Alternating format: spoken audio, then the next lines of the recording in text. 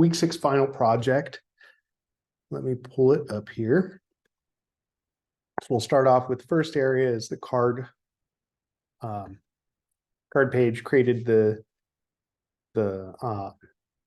name here, the values, the getters and setters for each different category, the name, the suit, the value, and then here's the describe method at the bottom. And then I put the wording right here to make it look a little nicer when it prints out. Next page, we have the deck. Of the deck, we have the array list here of the cards, counting through them, the getters and the setters, the description of it, the shuffle method, and then the draw method here. Then we go to the player page and we have the list here, and then the score set to 0 in the constructor. Describe prints out the information for what's in the hand. Flip method removes the top card. The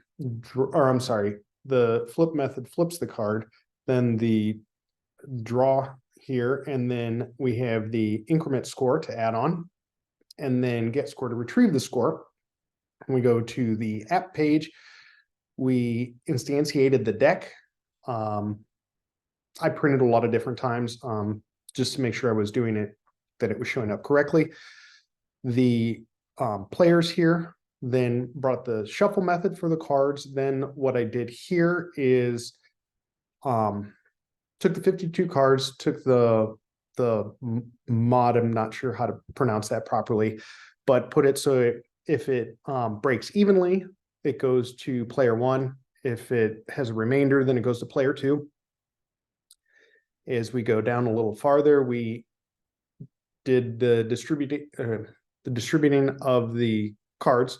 So player 1 flips, player 2 flips, and then here we get the value of it. Then this big laundry list of block is if player 1 has a greater value than player 2, player 1 increment score, else if player 1 is less than player 2 increment score. And then this area I added in to just to make it a little more descriptive as it asked later in the questions.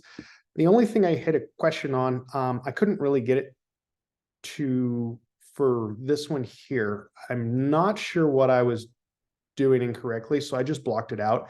On the individual score, if player 1 equals player 2, it would be a draw. However, sometimes when I would print the score, it would show that it's a draw when it wasn't a draw, even though it tallied up the points properly. So I just eliminated this part so that when I run it, it doesn't show if it's a draw. It only shows at the end of the game. It doesn't show after each flip.